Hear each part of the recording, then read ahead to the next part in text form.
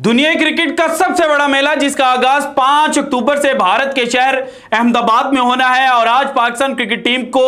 वीजे मसूल होने के बाद पाकिस्तान टीम ने जनाब आज रात भारत के लिए ट्रैवल करना था, लेकिन पाकिस्तान क्रिकेट बोर्ड और पाकिस्तान के खिलाड़ियों के दरमियान जो एक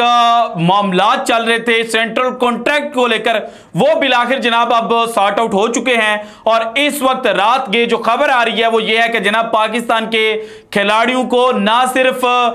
जनाब पैसों में नहलाया जा रहा है, बल्कि तारीख में पहली दफा पाकिस्तानी क्रिकेटर्स जो हैं वो भारतीय क्रिकेटर्स के हम पल्ला होने जा रहे हैं। सो पाकिस्तान क्रिकेट बोर्ड ने किस तरह से पाकिस्तान के क्रिकेटर्स की जो सबसे बड़ी परेशानी थी उसको सॉर्ट आउट कर दिया है। नंबर 2, पाकिस्तान और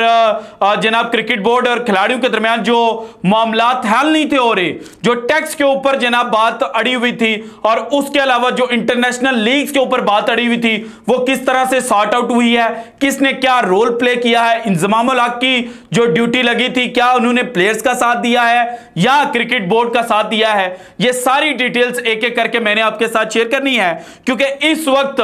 जो एक मखसूस मीडिया ग्रुप है वो ये खबरें चला रहे हैं कि जनाब पाकिस्तान क्रिकेट बोर्ड ने पाकिस्तान के जो खिलाड़ी हैं, जो पाकिस्तान की पहचान है, उनकी जो कनपटी है उसके ऊपर जो बंदूक है वो रख कर सेंट्रल कॉन्ट्रैक्ट जो है वो साइन करवाया है। सो इसकी हकीकत क्या है, सारी चीजें एक एक करके मैं आपके साथ शेयर करता हूं। लेकिन इससे पहले 2 खबरें मैंने आपके साथ शेयर करनी है और इनमें एक खबर यह है कि जनाब दुनिया क्रिकेट के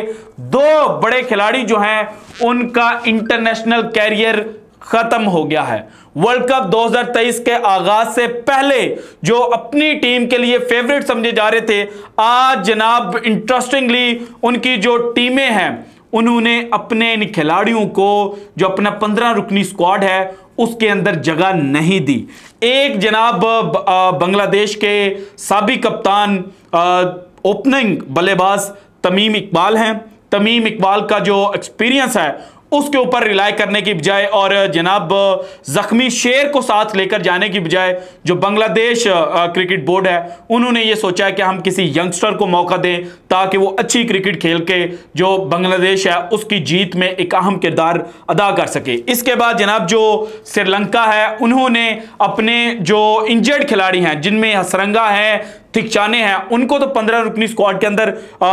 जनाब अनाउंस कर दिया, लेकिन साथ ही साथ जनाब उन्होंने जो अपने साबिक स्टार हैं एंजेलो मैथ्यूज, जिन्होंने कुमार संगकारा, महिला जयवर्धने, लासिथ मलिंगा और टीएम दिलशान के रिटायरमेंट के बाद इस टीम को जनाब एक करके रखा था और इस टीम को बड़ी कामयाबियां दिलवाई थी, अब उनको भी जनाब वर्ल्ड कप 2023 का जो 15 रुकनी स्क्वाड है श्रीलंका का उसके अंदर जगह नहीं मिल पाई। इसके बाद जनाब चूंकि वर्ल्ड कप का हर तरफ चर्चा हो रहा है तो पाकिस्तान सुपर लीग जो पाकिस्तान की सबसे बड़ी लीग है उसको हम कहीं ना कहीं नजरअंदाज करते हुए नजर आ रहे थे, लेकिन उसके बारे में भी खबर सुन ले के जनाब वो तमाम लोग ये कह रहे थे कि जनाब इस दफा पीएसएल जो है वो पाकिस्तान के अंदर ऑर्गेनाइज नहीं होगा, तो उनको मुंह की खानी पड़ गई है। क्योंकि अब जो डिटेल सामने आई हैं उसके मुताबिक पीएसएल की विंडो जो निकाली गई है वो 8 फरवरी से लेके 24 मार्च के दरमियान है, यानी कि 8 से लेके 24 मार्च तक जो मैचेस हैं वो खेले जाएंगे। और चूंकि जो इलेक्शंस की बात पाकिस्तान के अंदर की जा रही है वो जनवरी का जो लास्ट वीक है उसके अंदर, यानी कि 28 को शायद जो इलेक्शंस है वो होने हैं 28 जनवरी को। सो पाकिस्तान क्रिकेट बोर्ड ने 8 फरवरी से ये जनाब पीएसएल का जो सीजन 9 है ये स्टार्ट करने का फैसला किया है और जो फ्रेंचाइज मालकान हैं उन्होंने भी पाकिस्तान क्रिकेट बोर्ड को यह कहा कि जनाब हम बड़ी मुश्किल से जो पाकिस्तान सुपर लीग है उसको पाकिस्तान के अंदर लेकर आए हैं, सो इसलिए अब दोबारा से हमें जनाब इलेक्शंस की वजह से अपनी लीग को बाहर लेकर नहीं जाना। हालांकि माजी में जो इंडियन प्रीमियर लीग है वो अपने जनाब तीसरे सीजन में ही साउथ अफ्रीका के अंदर करवाई गई थी, इसके अलावा कोरोना के दिनों में वो यूएई के अंदर करवाई गई थी। पाकिस्तान सुपर लीग जो है उसके भी कुछ मैचेस जो हैं वो वहां पर करवाने की बातें की गई, लेकिन राइट नाउ सिचुएशन यह है कि जनाब 8 फेब से लेके 24 मार्च तक पाकिस्तान सुपर लीग जो है वो पाकिस्तान के अंदर खेली जाएगी। अब आते हैं असल खबर की जानिब। देखिए कुछ दिन पहले जब एशिया कप अभी स्टार्ट नहीं हुआ था तो ज़का अशरफ साहब श्रीलंका के अंदर मौजूद थे और पाकिस्तान और अफगानिस्तान की जो सीरीज थी, ओडीआई सीरीज, वो जारी थी। उस वक्त ये खबरें आई थी कि पाकिस्तान के प्लेयर्स को इंजरी से महफूज रखने के लिए और जनाब जो उनके मुतालबात हैं वो मानने के लिए, उनके साथ मीटिंग करने के लिए, उनकी जो रिजर्वेशंस हैं उनको एड्रेस करने के लिए पाकिस्तान क्रिकेट बोर्ड के मैनेजमेंट कमेटी के जो नए सरबराह हैं ज़का अशरफ साहब, वो श्रीलंका में पाकिस्तानी खिलाड़ियों से मुलाकात कर रहे हैं। लेकिन उसके बाद क्या होता है, अफगानिस्तान की सीरीज खत्म होती है, सेंट्रल कॉन्ट्रैक्ट जो है उस पर साइन नहीं होते। हालांकि जो पाकिस्तान के खिलाड़ी हैं उनका जो करंट सेंट्रल कॉन्ट्रैक्ट है वो 30 जून को खत्म हो गया था। 30 जून को पाकिस्तान के अंदर जो जनाब एनुअल ईयर है इकोनॉमी के हवाले से ये चूंकि खत्म होता है, सारी चीजें बैलेंस की जाती हैं। सो बैलेंस शीट बैलेंस होने के बावजूद जो प्लेयर्स हैं उनके साथ सेंट्रल कॉन्ट्रैक्ट साइन नहीं हो पा रहा था। उसमें दो बड़ी वजूहात थी। एक ये थी कि पाकिस्तान के प्लेयर्स ये कह रहे थे कि जनाब आप हमें 45 लाख जो है वो दे रहे हैं, जो कि अच्छी अमाउंट है, लेकिन जो 35% टैक्स इसके ऊपर कटौती होनी है वो कौन पे करेगा? अगर 35% टैक्स आप काट लेते हैं, हुकूमत काटती है हुकूमत पाकिस्तान, तो उसके बाद हमारे पास बचेगा क्या? सो एक तो ये 35% का इशू था। दूसरा जो लीग्स हैं, इंटरनेशनल लीग्स, उनका इशू था, क्योंकि पाकिस्तान क्रिकेट बोर्ड ये चाह रहा था कि पाकिस्तान के प्लेयर्स पीएसएल के अलावा सिर्फ एक लीग खेलें, जबकि पाकिस्तान के प्लेयर्स ज्यादा लीग्स खेलना चाह रहे थे। सो अब राइट नाउ जो इनिशियल ड्राफ्ट सामने आया है, जो इनिशियल चीजें सामने आई हैं, उसके मुताबिक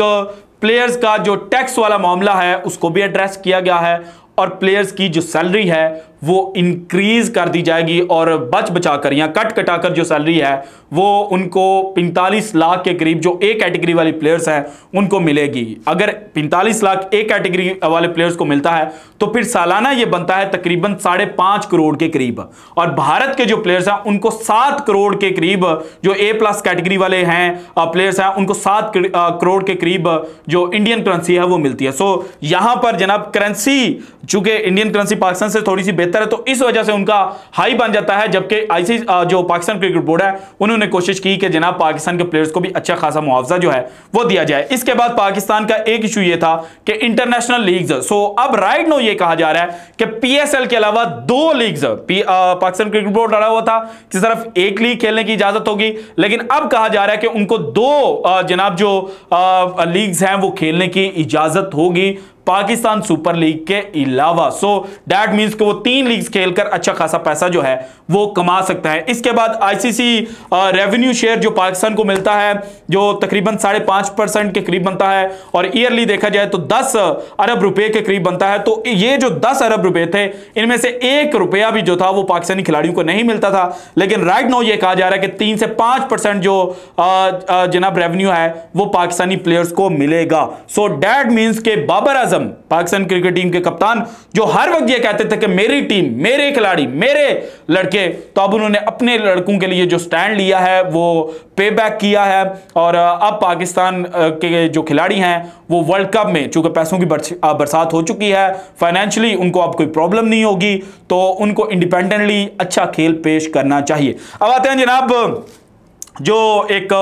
मखसूस मीडिया ग्रुप चला रहा है, तो भाईजान देखें रातों रात टीमें तब्दील नहीं होती और आपने पहले तो ये कोशिश की, ये मीडिया ग्रुप कह रहा था कि प्लेयर्स ब्लैकमेल कर रहे हैं, जब प्लेयर्स की बातें मानी गई तो अब कह रहे हैं कि जनाब जो पीसीबी है उन्होंने ब्लैकमेल करके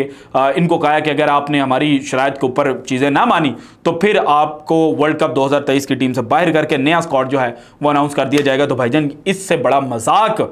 इस वक्त कोई भी नहीं हो सकता। और पता नहीं यार, आप खबर देते हुए या ट्वीट करते हुए आपको क्या हो जाता है कि आप ऐसी जो भोंडा मजाक है वो कर जाते हैं और बोंगी जो है वो मार जाते हैं। सो